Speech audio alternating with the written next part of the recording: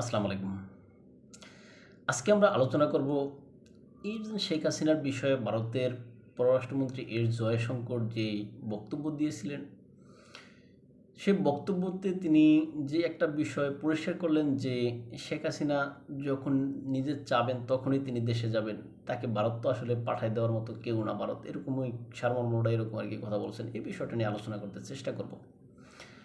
আশা করি আপনারা আমাদের সাথে থাকবেন, সম্পূর্ণ ভিডিওটা দেখবেন এবং আপনাদের মূল্যবান মতামত কমেন্ট বক্সে লিখবেন। আর একটা রিকোয়েস্ট, আমাদের চ্যানেলে আপনারা নতুন হয়ে থাকলে সাবস্ক্রাইব করবেন। চলুন শুরু করা যাক। আপনারা জানেন 5ই আগস্ট আওয়ামী লীগ সরকারের পতনের পর আওয়ামী লীগের সর্বোচ্চ নেতা হিসেবে বা তিনবারের সাবেক প্রধানমন্ত্রী শেখ হাসিনা তিনি যে করে হোক, যে জন্যই হোক, সেনাবাহিনীর একটি বিশেষ হেলিকপ্টারে করে তিনি ইন্ডিয়াতে আশ্রয় গ্রহণ করছেন।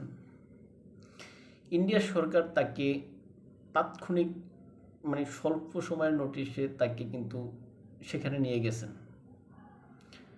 এখন তাকে সেখানে নেওয়ার পরে ভারতের যিনি নিরাপত্তা উপদেষ্টা অজিত দোভাল ছিলেন, তিনি কিন্তু শেখ হাসিনাকে রিসিভ করছেন।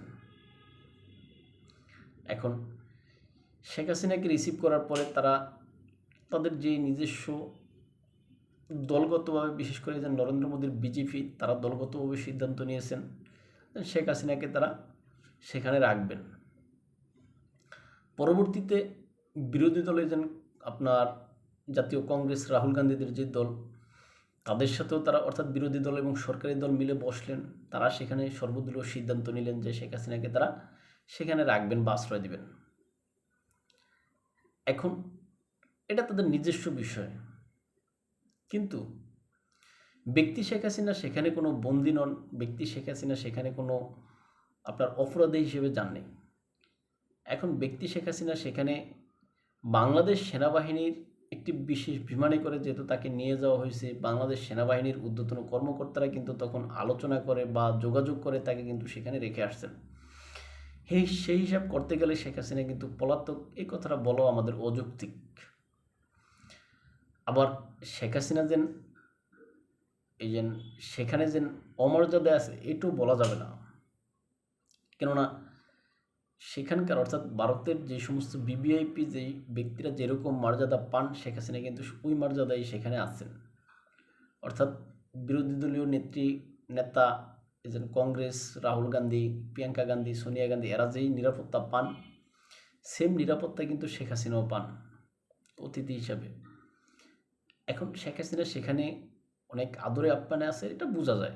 এখন আমরা দেশের ভিতরে থাইকে হয়তো অনেকে প্রোপাগান্ডা ছড়াইতে পারি, অনেকে বনিয়ামিন নামে একজন ব্যক্তি, তিনি শেখ হাসিনার মৃত্যুর খবর ছড়িয়েছিলেন, শেখ হাসিনার প্যারালাইসিস হয়েছেন, শেখ হাসিনার ক্যান্সার হয়েছে, ইত্যাদি ইত্যাদি খবরাখবর প্রচার করছেন।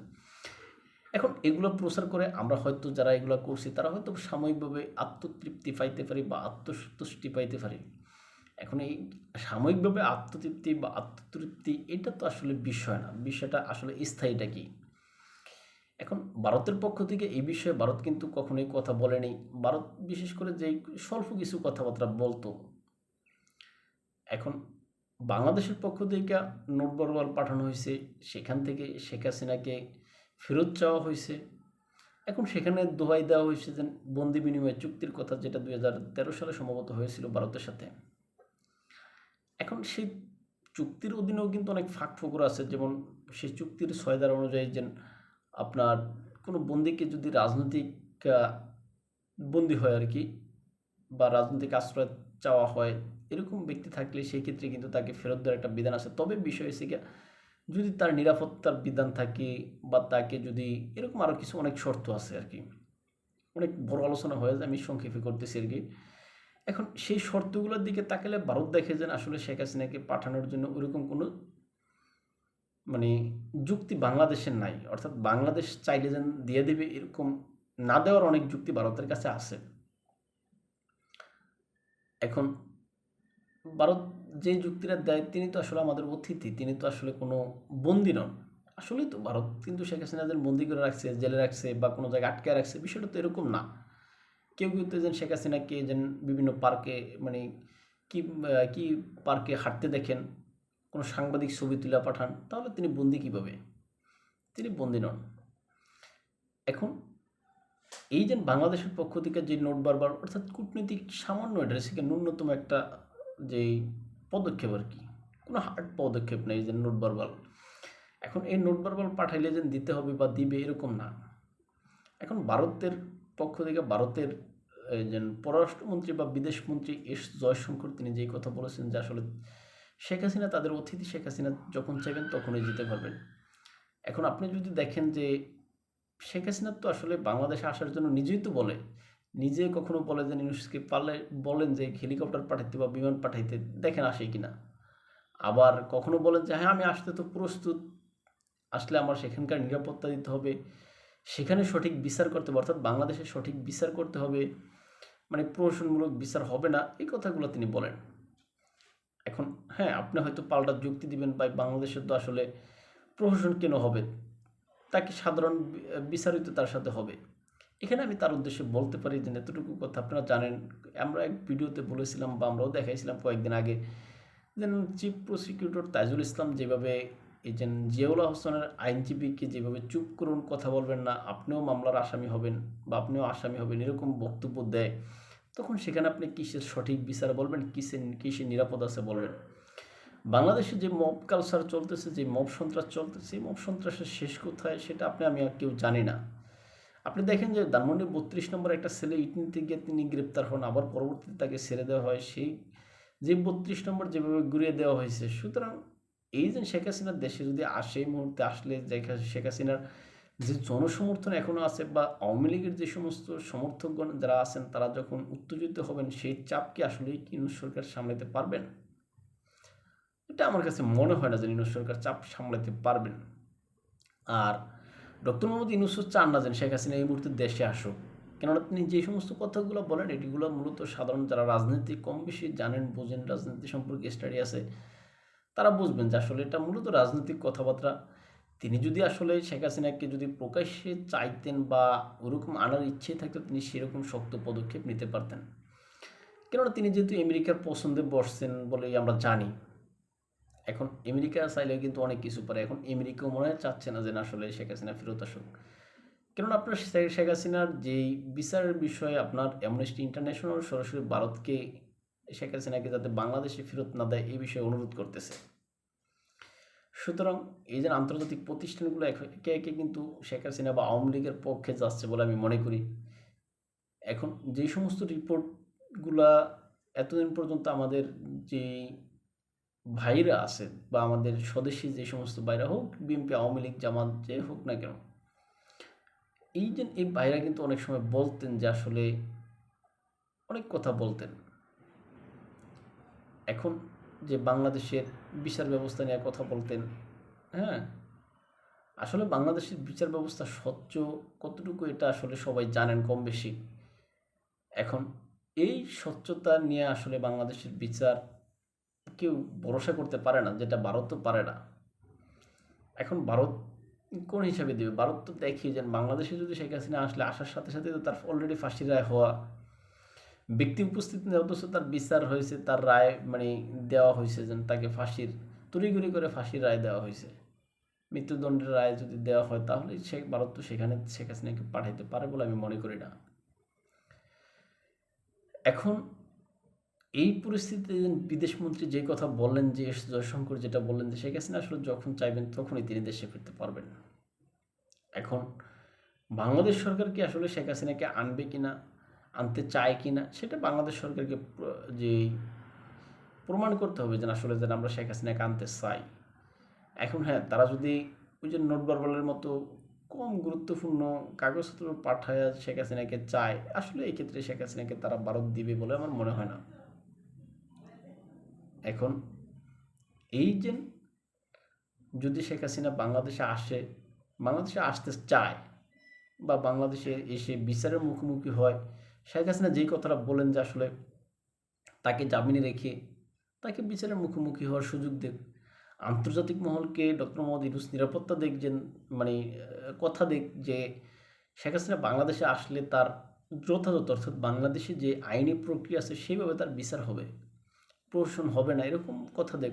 হ্যাঁ, এখন আপনি হয়তো বলবেন, অনেক যুক্তি দেখাবেন যে আওয়ামী লীগের আমলে কি সঠিক বিচার হয়েছে, আওয়ামী লীগের আমলে কি প্রহসন হয় নাই। হ্যাঁ, তাহলে আমি আপনার উদ্দেশ্যেই বলি, আমি হয়তো আপনার সাথে হয়তো বা একমত হই, এখানে যদি বিতর্কের খাতিরও একমত হলাম যে আওয়ামী লীগ আমলের বিতর্ক আছে, আওয়ামী লীগের আমলের বিচার নিয়ে প্রহসন হয়েছে, এখন আওয়ামী লীগের সময়ে যেটা হয়েছে সেটা যেন এখন যদি হয়, তাহলে আপনার কি পরিবর্তন করলেন? আপনি কি বিপ্লব করলেন? আপনি তো বিপ্লবের নাম করে মূলত দেশকে সর্বনাশ করলেন। এখন যেটা আওয়ামী লীগ করছে, আপনি যদি সেটাও যদি করতে চান, আওয়ামী লীগ আপনাদেরকে নির্বাচনের বাইরে রাখছে, এখন আপনিও যদি আওয়ামী লীগকে নির্বাচনের বাইরে রাখেন, তাহলে আপনার সাথে আওয়ামী লীগের পার্থক্য কোথায় রইল? আবার আপনিও কিন্তু আওয়ামী লীগকে যেন কি ফেসিস্ট তকমা দিচ্ছেন। আবার আপনি আওয়ামী লীগকে হিটলার বলতেছেন বা শেখ হাসিনাকে হিটলার বলতেছেন, ইত্যাদি ইত্যাদি। এখন শেখ হাসিনা বা আওয়ামী লীগ যে কাজগুলো করছে, যেই বদনামগুলো আওয়ামী লীগের আছে, সেই বদনামগুলো এই যে 15 মাসে দেখেন আপনারা বা আপনাদেরও কিন্তু এর থেকে বেশি হয়েছে। আপনি দেখবেন অনেক আলোচক বা অনেক বিশ্লেষক টকশোকে তো এখন বলে আইসা যারা যেই কাজ বা যেই অন্যায় বা যেই দুর্নীতি শেখ হাসিনা গত 15-16 বছরে করতে পারেনি, গত 15 মাসে এর থেকে বেশি দুর্নীতি আমাদের দেশের অনেক নেতা নেত্রীরা করেছেন, অনেক বিপ্লবীরা করেছেন। আর দুর্নীতির বরপুত্র হিসেবে আপনি দেখেন যে আসিফ মাহমুদ সজীব ভুঁইয়া সবচেয়ে বড় প্রমাণ। সুতরাং আপনি কি বলবেন, কি পরিবর্তন আপনি করছেন? কিচ্ছুই করেনি, বরঞ্চ দেশটা আরও ক্ষতি করছেন। দেশের যে উন্নয়ন, অগ্রযাত্রা, অগ্রগামিতা, এটাকে আপনি বন্ধ করে দিয়েছেন। এখানে ডিপ স্টেট কাজ করেছে, সেই ডিপ স্টেটকে আপনারা সহযোগিতা করেছেন বলে অনেকেই বলেন। এখন এই যে শেখ হাসিনার বিষয় যেটা ভারত বলল, আসলে ভারত তার যেই আপনার কি বলে হ্যাডাম আছে বা ক্ষমতা আছে, সেটা ভারত এখন দেখিয়ে দিল। হ্যাঁ, আমরা দিম না, পারলে তুই নিয়ে দেখ, আর কি বিষয়টা এরকম। এখন বাস আমরা দিম না সরাসরি না কয়ে যেন শেখ হাসিনা চাইলে যাবেন, এরকম কথা। যে ভারতে কিন্তু দালাই লামা যে 30-40 বছর পর্যন্ত আছে, সে ভারত তো শেখ হাসিনাকে অবশ্যই রাখবে, জায়গা দেবে। কেননা এই শেখ হাসিনার কারণে ভারতের যে সীমান্তবর্তী এলাকা বা যে সীমান্ত, সেটা কিন্তু নিরাপদ হয়েছে। এই শেখ হাসিনা কিন্তু বাংলাদেশের জঙ্গি দমন করে ভারতের বিরুদ্ধে কোনো ব্যবস্থা যাতে এই জঙ্গিগুলো না নিতে পারে, সেই ব্যবস্থা করছে। এই শেখ হাসিনা কিন্তু আপনার উলফার যেই অস্ত্র সরবরাহ লাইন বা চেইন ছিল বাংলাদেশে, সেটা কিন্তু বন্ধ করছে। সুতরাং সেই শেখ হাসিনা ভারতের দীর্ঘমেয়াদী বন্ধু, শুধু ভারতের মানে দীর্ঘমেয়াদী বন্ধু এটা শেখ হাসিনা, অর্থাৎ আওয়ামী লীগ পুরোটাই ভারতের সেই পুরনো বন্ধু। 1971 সালে আওয়ামী লীগ বা বাংলাদেশে কী ছিল, কিচ্ছুই ততটা ছিল না। সেই বাংলাদেশকে ভারত নিজের অর্থ দিয়ে বিদেশ থেকে ভিক্ষা করে এনে সে বাংলাদেশকে সহযোগিতা করছে। এই যে 7-8 কোটি আপনার 2 কোটি যেটা কি বলে যে উদ্বাস্তু ভারতের আশ্রয় শিবিরগুলোতে 1971 সালে মুক্তিযুদ্ধের সময় আশ্রয় গ্রহণ করছে, তাদেরকে ভারত নিজেদের খাবার থেকে, নিজেদের জনগণের যে প্রয়োজনীয় অর্থ, সেখান থেকে তারা ভাগাভাগি করে এই যে বাংলাদেশি জনগণকে তারা সেখানে আশ্রয় দিয়েছে, খাবার দিয়েছে, অন্ন বস্ত্র দিয়েছে। সে ভারতকে আজকে দেখি আমাদের দেশের কিছু ওই বিপদগামী কর্মকর্তা তারা বলতেছে যে ভারতকে ভেঙে 60 টুকরা করবে, 10 টুকরা করবে, 15 টুকরা করবে। এখন আজকে আমরা এই বিষয়ে ভিডিও দিয়েছি যে আসলে আপনি যদি ভারতকে যে 20 টুকরা করণের চিন্তাও করবেন, ভারত তো আপনাকে 40 টুকরা করার সক্ষমতা রয়েছে ভারতের। সুতরাং আপনি ভারতকে ওই ভাঙ্গা ফেলাবেন, ভারত বৈশা থাকবে, বিষয়টা কিন্তু এরকম না। তবে এই যে রাশিয়ার প্রেসিডেন্ট মিস্টার ভ্লাদিমির পুতিন আসলেন, সেখানে তারা হয়তো বাংলাদেশ নিয়ে আলোচনা করছেন। যাই হোক না কেন, এখন বাংলাদেশের বিষয় নিয়ে তাদের ভিতরে আলোচনা হইতেও পারে, না হইতে পারে, কিন্তু ভারত যেন এই মুহূর্তে শেখ হাসিনাকে দিবে না, এটা কনফার্ম। অর্থাৎ ভারত তার সর্বশেষ যেই কথাটা বা যে বোমাটা, সেটা ভারত ফাটিয়ে দিল, সেটা ভারত বলে ফেললো যে আসলে শেখ হাসিনা চাইলে যখন চাইবেন তখন তিনি নিজে যেতে পারেন, বিষয়টা এরকম আর কি। অর্থাৎ ভারত এই কথার মাধ্যমে ভারত আন্তর্জাতিক যে চাপ আছে সেই চাপকে উপেক্ষা করলো, সব কিছু শেখ হাসিনার উপরে ছেড়ে দিল। এখন বাংলাদেশ সরকার শেখ হাসিনাকে আনবে কিনা বা আনতে প্রস্তুত কিনা, সেটা বাংলাদেশ সরকারের বিষয়, অন্তর্বর্তী সরকারের প্রধান ডক্টর মোহাম্মদ ইউনূসের বিষয়, সেটি তারা ভালো বুঝবেন। এখন তারা যদি তাদের যে আসামি বলেন, তাদেরকে যদি তারা না আনতে পারে, ইন্টারপোল আছে, ইন্টারপোলের মাধ্যমে না আনতে পারে, তাহলে সেটা সরকারের ব্যর্থতা। সেটা শেখ হাসিনার ব্যর্থতা না, বা সেটা আওয়ামী লীগের ব্যর্থতা না, বা সেটা আপনার আমাদের ব্যর্থতা না, সেটা আমাদের সরকারের ব্যর্থতা। যদি সরকার আনতে না পারে বা সরকার বিচার করতে না পারে, সরকারের যে প্রহসনমূলক যে রায় সরকার মানে আমাদের আইন আদালত দিয়েছে, এটাও আসলে নজির হয়ে থাকবে, দৃষ্টান্ত হয়ে থাকবে। যাক, ভারত তবে যে বিষয়টা আলোচনা করতে চাইলাম আমরা, যে আসলে ভারত তার নিজের যে ক্ষমতা বা যে নিজের যে হ্যাডাম, সেটা ভারত দেখিয়ে দিল যে না, আসলে পারলে আমরা দেবো না, পারলে নিয়ে যাও বা পারলে নেও।